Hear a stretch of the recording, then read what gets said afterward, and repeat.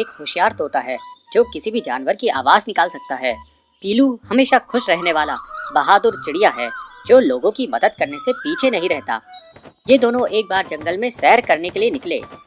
दोनों दोस्त अलग अलग पेड़ों से मीठे फल खाकर मजे कर रहे थे। चुप, मजा आ गया। जंगल में उड़ते उड़ते वे लोग रास्ता भटक जाते हैं। ननकू पीलू से बोलता है, ये लगता है उस पेड़ के पीछे से कोई रास्ता होगा। वो दोनों उड़ के उस पेड़ के पीछे जाते हैं, लेकिन और घने जंगल में पहुंच जाते हैं। पीलू बोलता है, अरे ये कहाँ ले आया तू? अरे तू डर मत, मैं हूँ ना। अरे यार तू है, इसी बात का तो डर है। अब तो प्यास भी लगने लगी है। वो देख, एक तालाब है, वहाँ पानी पी लेते हैं। मैं नहीं जा रहा वहाँ पानी पीने। अरे अभी तो तू बोल रहा था ना कि डर मत, अब तो खुद ही डर रहा है। चल। पीलू ननकू का हाथ पकड़कर उसको तालाब की तरफ लेके जाता है। वो लोग पानी पीते हैं और अपना मुंह धोते हैं। तभी ननकू को सामने झाड़ी में कुछ हलचल दिखती है। पीलू, वो देख, वहाँ झाड़ी में वो झाड़ी हिल रही है। लगता है कोई बाज है, चल भागते हैं। वो दोनों बहुत जोर से वहाँ से भाग जाते हैं। ननकू, अरे ये तो बाज ही है, क्या मुसीबत है। और वो लोग जल्दी से एक घने पेड़ में छुप जाते हैं। बाज उसी पेड़ के पास पहुंच जाता है। पीलू ननकू से कहता है, ननकू इससे बचने का एक ही तरीका है। क्या? तू शेर की आवाज निकाल। पर ये डरेगा क्या? हाँ हाँ, क्यों नहीं डरेगा, शेर से सब डरते हैं। जल्दी कर। ठीक है। ननकू हिम्मत करके जोर से शेर की तरह दहाड़ता है और बाज डर जाता है। वो इधर उधर देखता है और वहाँ से तुरंत उड़ जाता है। हे भगवान, शुक्र है। ननकू और पीलू जंगल में आगे बढ़ते हैं और उन्हें जंगल के बीच में एक छोटा सा घर जैसा दिखता है। अरे यार वो देख, ये छोटा घर जैसा है। यहाँ जंगल के बीच में घर कौन बनाएगा? कुछ गड़बड़ है, जल्दी निकल यहाँ से। तभी वहाँ बहुत से कौवों की आवाज आती है। दोनों दोस्त तुरंत ही घनी झाड़ी में छुप जाते हैं। कौवों का झुंड डाकुओं का झुंड है।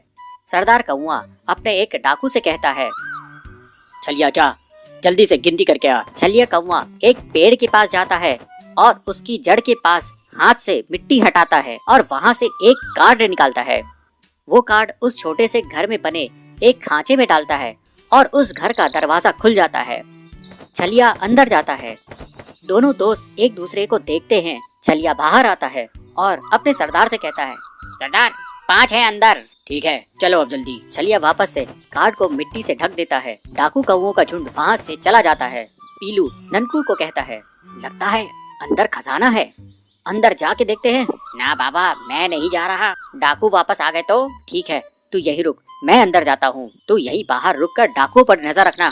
ठीक है। पीलू कार्ड खांचे में डालता है और दरवाजा खुल जाता है और वो अंदर चला जाता है। ननकू कार्ड को निकालकर फिर से मिट्टी से ढक देता है और जल्दी से छुप जाता है। घर के अंदर पीलू को कुछ नहीं मिलता, लेकिन एक सीढ़ी जमीन से नीचे जाते दिखाई देती है। ये सीढ़ी? पीलू सीढ़ी से नीचे पहुंचता है और देखता है कि वहाँ बहुत सारी चिड़ियाएं सुरंग खोद रही हैं।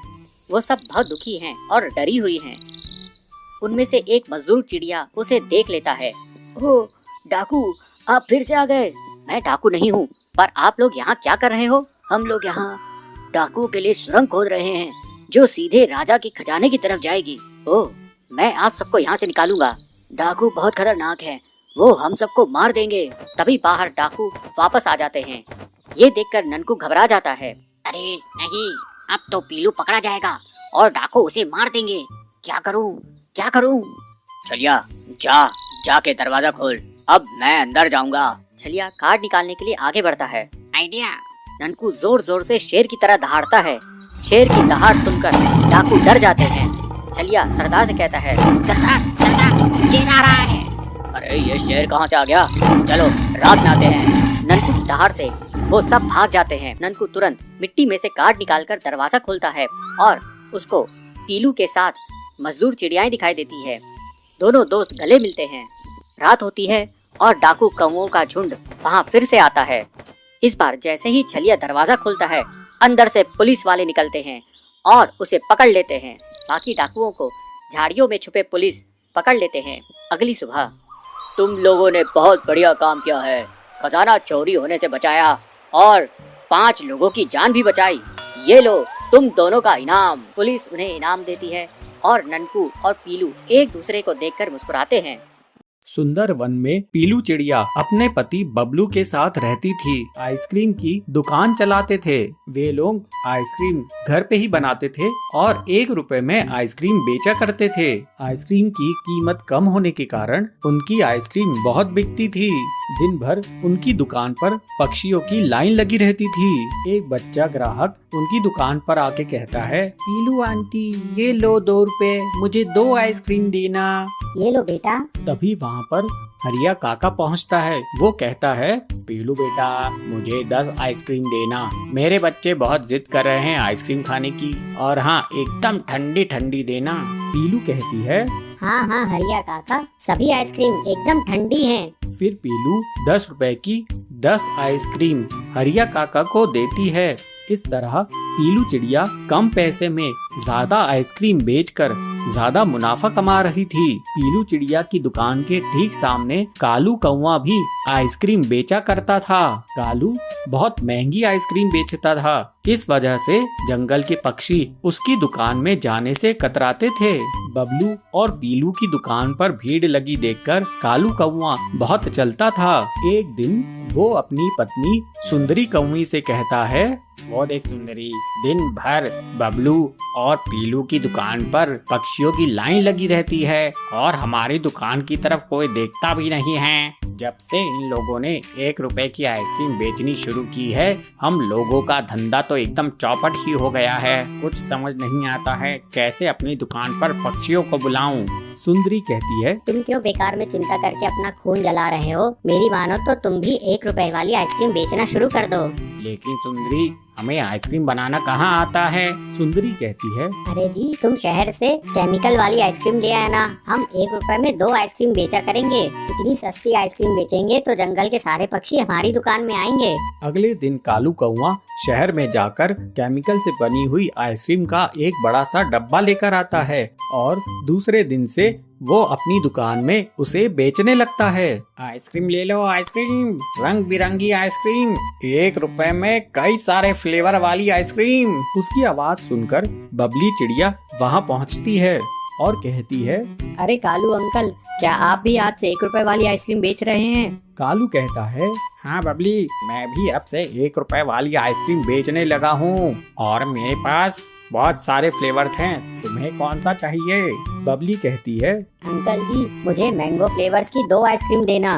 कालू कौवा बबली को मैंगो फ्लेवर की आइसक्रीम देता है। आइसक्रीम खाकर बबली कहती है, वाह अंकल, ये आइसक्रीम तो बहुत टेस्टी है, मैं अपने और दोस्तों को लेकर आती हूँ। आइसक्रीम के बहुत सारे फ्लेवर होने के कारण कालू कौवे की दुकान चलने लगती है। अब पीलू चिड़िया के सारे ग्राहक कालू के यहाँ से आइसक्रीम खरीदने लगते हैं। ये देखकर बबलू बहुत दुखी हो जाता है और उसे पीलू समझाती है, तुम चिंता क्यों करते हो? हमारी आइसक्रीम बिना केमिकल की है, देखना एक न एक दिन सारे पक्षी हमारे ही दुकान में वापस आ जाएंगे। इस तरह कुछ दिन बीत जाते हैं और कालू कौवे की केमिकल वाली आइसक्रीम खाकर लोग बीमार पड़ने लग जाते हैं। बहुत सारे पक्षी उसकी दुकान पर इकट्ठा हो जाते हैं और हंगामा करने लगते हैं। हरिया कहता है, अरे तुम अपनी आइसक्रीम में क्या मिलाते हो? हमारे बच्चे तुम्हारी आइसक्रीम खाकर बीमार पड़ने लगे हैं। आज से पहले ऐसा कभी नहीं हुआ। पीलू चिड़िया की आइसक्रीम हम खाते थे तो कोई भी बीमार नहीं पड़ता था। हम तुम्हारी कंप्लेन पुलिस में करेंगे। ये सुनकर कालू डर जाता है। वो कहता है, नहीं नहीं, मेरी कंप्लेन पुलिस में मत करना, मैं अब से आइसक्रीम बेचना बंद कर दूंगा। मैं ये आइसक्रीम शहर से खरीद कर लाता था, मुझे नहीं पता था कि इसमें केमिकल्स मिले हैं जिससे बच्चों की तबीयत खराब हो जाएगी। फिर कालू कौवा केमिकल से बनी हुई आइसक्रीम बेचना बंद कर देता है और पीलू और बबलू की दुकान फिर से चल निकलती है। सारे पक्षी उन्हीं के यहाँ से आइसक्रीम खरीदने लगते हैं। कुछ दिनों बाद दोनों पति पत्नी अब अलग अलग फ्लेवर्स की आइसक्रीम बेचने लगते हैं। उनकी दुकान की बिक्री अब और बढ़ जाती है। फिर बबलू कबूतर और पीलू चिड़िया खुशी खुशी रहने लगते हैं। बहुत समय पहले नंदन वन में पीलू और लवली नाम की दो बहनें रहा करती थी। समय बीतने पर दोनों बहनें बड़ी हो गई और लवली की शादी एक अमीर पक्षी से होती है और पीलू की शादी एक गरीब पक्षी से होती है। शादी के कुछ महीनों बाद लवली अपनी बहन पीलू से मिलने के लिए आती है। पीलू उसको देखकर खुश हो जाती है। आओ दीदी, तुमने अपने आने की कोई खबर नहीं दी। अगर तुम बताती तो मैं बबलू को लेने के लिए भेज देती। पीलू, इसकी कोई जरूरत नहीं, मैं अपनी हवाई मोटर में आई हूँ। चल जल्दी से एसी ऑन कर, मुझे बहुत गर्मी लग रही है। पीलू कहती है, दीदी मेरे यहाँ एसी नहीं है और पंखा भी अभी नहीं चल रहा है क्योंकि सुबह से लाइट नहीं है। मैं आपको हाथ से ही हवा कर देती हूँ। पीलू, तुझे तो पता है मैं कितनी अमीर हूँ, मेरे हर कमरे में एसी लगा हुआ है। तेरी इतनी औकात कहाँ कि तू एसी खरीद सके। ये पैसे ले और एसी अपने घर में लगवा ले। पीलू कहती है, दीदी आप ये क्या कह रही हैं, हम लोगों को एसी की कोई जरूरत नहीं है। लवली कहती है, पीलू मैं तो सोची थी कि मैं तेरे घर 4 दिन रुकूंगी, लेकिन अब लगता है मैं एक दिन भी यहाँ नहीं रह पाऊंगी। इस गर्मी में तो मेरा दम ही घुट जाएगा। शाम को मैं अपने घर वापस लौट जाऊंगी। पीलू कहती है, जैसी तुम्हारी मर्जी दीदी। पीलू उसे खाना खिलाने के लिए किचन में लेके जाती है। चलो दीदी अब खाना खा लो। लवली किचन में देखती है कि उसे जमीन में खाना परोसा गया है तो वो कहती है, पीलू तुझे पता तो है मैं डाइनिंग टेबल में ही खाना खाती हूँ, मैं जमीन पे बैठ के खाना नहीं खाती। मेरे घर बड़ी सी डाइनिंग टेबल है, तू मेरे कभी घर आना और डाइनिंग टेबल पर खाना खा कर देखना, कितना मजा आता है डाइनिंग टेबल में खाना खाने का। पीलू मुझसे तेरी हालत देखी नहीं जाती, तू कहे तो तेरे जीजा जी से बबलू जी के लिए उनके ही ऑफिस में बात करूं मैं, वहाँ ऊपरी कमाई बहुत होती है, जल्दी तू भी मेरी तरह अमीर हो जाएगी। नहीं दीदी, हम लोगों के लिए ईमानदारी की 2 सूखी रोटियां ही अच्छी है, हमें ऊपरी कमाई नहीं चाहिए। पीलू की बात सुनकर लवली हैरान हो जाती है और वो थोड़ा गुस्सा हो जाती है। कहती है, पीलू मुझे तेरी यही बात अच्छी नहीं लगती, लेकिन फिर भी सोचना, क्योंकि मैं तेरे भले के लिए कह रही थी। ठंडे दिमाग से सोचना, फिर मुझे बताना, मैं तेरे जीजा जी से तेरे पति के काम के लिए बात करूंगी। इतना कहकर लवली अपने हवाई मोटर में बैठकर चली जाती है। कुछ दिन ऐसे ही निकल जाते हैं और उसके बाद पीलू चिड़िया के पति का प्रमोशन हो जाता है, उसकी आमदनी बढ़ जाती है। अब पीलू को कोई भी चीज की कमी नहीं थी। कंपनी की तरफ से उन्हें एक शानदार घर भी मिलता है और एक हवाई मोटर भी मिलती है। पीलू खुशी खुशी अपना जीवन बिताने लगती है। वहीं दूसरी तरफ लवली का पति रिश्वत लेते हुए रंगे हाथों पकड़ा जाता है और गिरफ्तार हो जाता है। उनका बंगला, हवाई मोटर, एसी सब जब्त हो जाते हैं। इस बात का पता जब पीलू को चलता है तो वो अपनी बहन से मिलने के लिए जाती है। अपनी बहन से मिलकर पीलू कहती है, दीदी जीजा जी की इस हालत की जिम्मेदार कहीं ना कहीं तुम भी हो। तुमने जीजा जी को कभी भी गलत काम करने से मना नहीं किया, तुम्हारे सर पर तो अमीरी का भूत सवार था। लवली कहती है, पीलू मुझे माफ कर दे, मैं लालच में आकर सही गलत का फर्क करना भूल गई थी। तू किसी तरह मेरे पति को छुड़ाने में मेरी मदद कर। दीदी आप चिंता मत करो, मैं अपने पति से जीजा जी को छुड़वाने में मदद करूंगी। तब तक तुम मेरे घर चलो, मेरे साथ रहो। अब तो मेरे घर में एसी भी लग चुका है, तुम्हें गर्मी भी नहीं लगेगी। लवली कहती है, पीलू मजाक छोड़ो, अब मुझे गर्मी से कोई फर्क नहीं पड़ता। अब से मैं और मेरे पति ईमानदारी का जीवन जिएंगे। कुछ दिनों बाद पीलू चिड़िया के पति की मदद से लवली चिड़िया का पति जेल से रिहा हो जाता है। अब वे दोनों ईमानदारी की जिंदगी बिताने लगते हैं। पीलू चिड़िया को बचपन से ही खाना बनाने का बहुत शौक था। उसके पिताजी लोहे के औजार बनाने का काम करते थे। उसकी माँ सुंदरी उन औजारों को जंगल में बेच कर आती थी। पीलू चिड़िया उन दोनों की गोद ली हुई बेटी थी और वे लोग एक पेड़ की डाल में साथ साथ रहते थे। अरे पीलू, तूने सुबह से कुछ बनाई है कि नहीं? भूख से पेट जोर जोर से दुख रहा है। हाँ माँ, मैंने ये देखिए आज एक नई डिश बनाई है। अरे ये चावल में क्या डाल दी है तूने? ये बिरयानी है माँ, मैंने आज ही सीखी हूँ, एक बार टेस्ट करके तो देखिए। अरे पीलू बिटिया, तू खाने के अलावा कुछ और काम में भी ध्यान दिया कर। जब देखो कुछ न कुछ खाने का बनाती ही रहती है।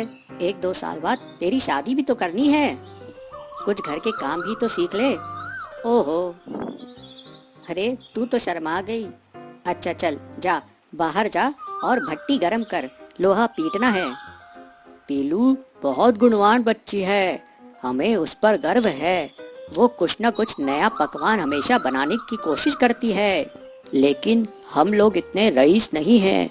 अगर रोज रोज इतनी महंगी खाने की चीजें बनेंगी तो पैसे कैसे बचेंगे?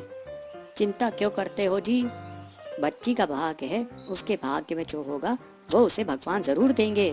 मेरे बस की बात होती तो उसे 10वीं कराकर घर में नहीं बैठाता और आगे पढ़ाता। वैसे हमारी पीलू जिस घर में भी जाएगी उस घर को बहुत खुश रखेगी। बस एक अच्छा सा लड़का मिल जाए उसके लिए। अरे हम गरीब लोग हैं, गरीब पेड़ में रहते हैं, गरीब घोंसले में रहते हैं, लड़का भी तो ऐसा ही देखना पड़ेगा ना। जब भी पीलू चिड़िया की माँ की तबीयत खराब हो जाती थी तो पीलू चिड़िया पेड़ की एक डंगाल पर औजारों को बेचने बैठ जाती थी। एक दिन उसे वहाँ भोलू मिला। भोलू उससे कहता है, अरे पीलू, तुम यहाँ क्या कर रही हो? मैं ये मेरे पापा द्वारा बनाए गए औजार यहाँ पर बेच रही हूँ। ये औजार क्यों बेच रही हो? ये हमारा पेशा है भोलू। तुम तो पढ़ने में इतनी अच्छी थी, फिर ये काम क्यों कर रही हो? मेरे पिताजी ने मुझे 10वीं पढ़ा दिए, वही हमारे लिए बड़ी बात है। वैसे भी लड़कियों की उतनी पढ़ाई कहाँ होती है, यही तो हमारी समस्या है, लड़कियों को ज़्यादा पढ़ाते नहीं हैं। खैर ये बताओ तुम रहती कहाँ हो? यही पास में ही हमारा घोंसला है। वैसे तुम्हें किस बात का शौक है?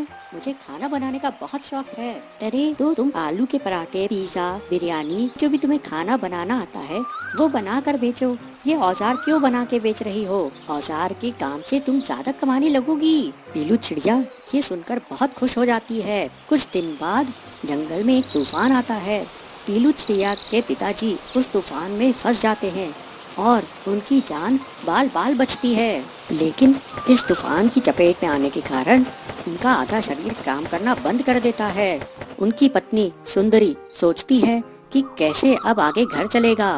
सुंदरी कहती है, आप चिंता मत कीजिए जी, हम आपको अच्छे डॉक्टर को दिखाएंगे। अरे लेकिन पैसा कहाँ से आएगा? पीलू की शादी भी तो करनी है। पीलू इस बात को सुनकर बहुत दुखी हुई और वो अपने पिताजी के पास आकर बोली, पिताजी आप चिंता मत कीजिए, मैं हूँ ना, मैं और मेहनत करूँगी और मैं और माँ कोई न कोई रास्ता जरूर निकाल लेंगे। पीलू की बात सुनकर उसके पिताजी कहते हैं, अरे बेटा तू इतनी छोटी है, तू क्या क्या करेगी? पीलू कहती है, पिताजी जब तक पिताजी आप ठीक नहीं हो जाते मैं घर के बाहर आलू के पराठे, पिज्जा बनाकर बेचा करूँगी। अरे पीलू ये काम करोगी तो लोग क्या कहेंगे? पीलू समझदारी से जवाब देती है, पिताजी जब मैं जंगल में औजार बेचती हूँ तब क्या कोई कुछ कहता है? हाँ में हाँ मिलाते हैं। अगले दिन पीलू भट्टी पर पिज्जा बनाती है और अपने माँ पिताजी को कहती है, माँ पिताजी ये पिज्जा एक बार खा के देखिए कैसा बना है। पीलू के माँ और पिताजी उस पिज्जा को खाते हैं। पीलू चिड़िया की तारीफ करते हैं, अरे वाह ये तो बहुत स्वादिष्ट लग रहा है, हमने तो ऐसा कभी कुछ नहीं खाया था, अब मैं यही काम करूँगी। पीलू की माँ कहती है, लेकिन ये सब तेरे दिमाग में आया कहाँ से? माँ मुझे ये सलाह भोलू ने दी। ये भोलू कौन है? माँ भोलू मेरे साथ स्कूल में पढ़ता था। इस तरह पीलू चिड़िया पिज्जा और आलू के पराठे बेचने लगी और जो भी पक्षी उसके यहाँ पिज्जा और आलू का पराठा खाता वो उसका फैन हो जाता। इस तरह से पीलू चिड़िया धीरे धीरे अपनी मेहनत से प्रसिद्ध होने लगी। दूर दूर से पक्षी पीलू चिड़िया के पास पिज्जा और पराठा खाने आने लगे और उसके पास काफी पैसा जमा हो गया। फिर एक दिन पीलू चिड़िया अपने पिताजी को लेकर बड़े डॉक्टर के पास जाती है। डॉक्टर कहता है, इनका इलाज तो हो जाएगा लेकिन बहुत खर्चा आएगा, महंगी दवाइयाँ लगेंगी। कोई बात नहीं डॉक्टर जी, जितना भी पैसा लगे आप मेरे पिताजी को ठीक कर दीजिए। वाह पीलू तेरे खाने से तो हमारी किस्मत ही बदल गई, अब तू और अब बड़ी दुकान खोल। जैसे जैसे पीलू की आमदनी बढ़ने लगी पीलू और उसके परिवार का रहन सहन भी बदल गया। पीलू अब एक नए घोंसले में रहती थी। एक दिन भोलू उससे मिलने आता है। भोलू को पीलू का परिवार पसंद करता है और इस तरह से पीलू और भोलू की शादी हो जाती है। सुंदर वन में पीलू चिड़िया अपने पति बबलू और अपनी सास के साथ रहा करती थी। पीलू और बबलू एक छोटी सी जमीन पर सब्जी उगाया करते थे और फिर बबलू उन सब्जियों को बाजार ले जाकर बेचता था। एक दिन पीलू चिड़िया अपनी सास के साथ सब्जियां तोड़ने के लिए गई थी। अरे वाह बहू, इस साल तो सब्जी की फसल बहुत अच्छी हुई है। हाँ माँ जी, मैंने और इन्होंने बहुत मेहनत की है तब जाकर ऐसी फसल हुई है। इस बार इतनी सब्जी हुई है कि इन्हें बेचकर हमारे सारे कर्ज उतर जाएंगे। ये सुनकर उसकी सास बहुत खुश होती है। चल पीलू, जल्दी से हम सब्जियों को तोड़ लेते हैं, पता नहीं कब बारिश हो जाए। सास और बहू जब सब्जियां तोड़ रही होती हैं तो बहुत जोर से बारिश होने लगती है। माँ जी जल्दी चलिए, बहुत जोर की बारिश होगी, बहुत जोर की बारिश हो रही है। हाँ बहू जल्दी चल, बारिश तेज हो रही है, हम नहीं तो हम बीमार पड़ जाएंगे, भीगेंगे तो बीमार पड़ जाएंगे। जब बारिश रुक जाएगी तब आकर बची हुई सब्जियों को तोड़ लेंगे। घर आकर वो दोनों बारिश रुकने का इंतजार करने लगती हैं। इस बारिश को भी अभी आना था, अगर बारिश नहीं रुकी तो हमारी सारी मेहनत बर्बाद हो जाएगी। ऐसी अशुभ बात मत कर बहू, चल जा अब तू भोजन बना, बबलू आता ही होगा। सुबह से रात हो जाती है लेकिन बारिश रुकने का नाम ही नहीं लेती और थोड़ी देर बाद बबलू भी सब्जी बेचकर घर वापस आ जाता है। आप और पीलू सब्जियां तोड़ने गई थी, सारी सब्जियां तोड़ ली ना? कम से कम इस बारिश में वो सब्जियां खराब तो नहीं होंगी? अरे कहाँ बेटा, जैसे ही हम सब्जी तोड़ने लगे बहुत जोर की बारिश होने लगी, पूरी सब्जियां हम नहीं तोड़ पाए। हे भगवान, अगर ये बारिश नहीं रुकी तो कल मैं क्या बेचने जाऊंगा? इतनी बारिश में तो सारी सब्जियां सड़ जाएंगी। बेटा अब चिंता करने से क्या होगा, जो किस्मत में लिखा है वही होगा, उसे कौन बदल सकता है। माँ जी सही कह रही है, आप खाना खाकर सो जाइए, कल की कल देखेंगे। लेकिन बारिश रुकती नहीं, अगले दिन भी मूसलाधार बारिश होती है और उनका खेत पानी से भर जाता है। इस तरह से बबलू की सब्जी की दुकान बंद हो जाती है। ये सब देखकर कालू कौआ मन ही मन बहुत ही खुश हो रहा था। कालू बबलू का पड़ोसी था, वो बबलू की दुकान के बगल में ही अपनी सब्जी का ठेला लगाता था। अरे बबलू, ऐसा क्या हुआ जो तूने सब्जी बेचना बंद कर दिया? क्या बताऊं, मेरी सारी सब्जियां बारिश के कारण खराब हो गई। इस तरह बहुत सारे दिन गुजर जाते हैं। देखिए जी, हमारे खेत में अभी भी पानी भरा हुआ है, क्यों ना हम तरबूज के कुछ बीज पानी में डाल दें। तरबूज को पानी चाहिए होता है, हमारे खेत में पानी वैसे भी भरा हुआ है और वैसे भी आजकल बाजार में तरबूज की बहुत डिमांड है। भगवान की दया से अगर हमारी तरबूज की फसल हो गई तो हमारी सब्जियों के नुकसान की भरपाई हो जाएगी। लेकिन पीलू, तरबूज उगाने के लिए हमारे पास तरबूज के बीज भी तो होने चाहिए और हमारे पास तो तरबूज के बीज हैं ही नहीं। उसकी चिंता आप मत कीजिए माँ जी, मेरे पास बहुत सारे तरबूज के बीज हैं। ये देखिए मेरे पास कितने सारे तरबूज के बीज हैं। दोनों सास बहुएं अपने खेत में तरबूज के बीज बिखेर देते हैं और जल्द ही उनके यहाँ तरबूज उगाते हैं और कुछ दिनों बाद वे तरबूज पक जाते हैं। पीलू उन पके हुए तरबूजों को तोड़ लेती है और ये लीजिए जी, पके हुए लाल मीठे तरबूज, इन्हें ले जाकर आप अपनी दुकान में बेच दीजिए। देखना आज आपकी दुकान पर ग्राहकों की भीड़ लग जाएगी। बंटी तरबूज लेकर अपनी दुकान चला जाता है और बंटी के तरबूज धड़ाधड़ बिकने लगते हैं। सिर्फ कुछ ही मिनटों में पूरे तरबूज बिक जाते हैं। बबलू खुशी खुशी घर वापस आता है। देखो माँ, मुझे तरबूज बेचकर कितना मुनाफा हुआ। इन पैसों पर सिर्फ बहू का अधिकार है। हाँ माँ, तुम सही कह रही हो। बबलू वो पैसा पीलू को दे देता है। अब पीलू और बबलू अपने खेत में तरबूज की फसल उगाने लगे और खुशी खुशी अपनी जिंदगी बिताने लगे।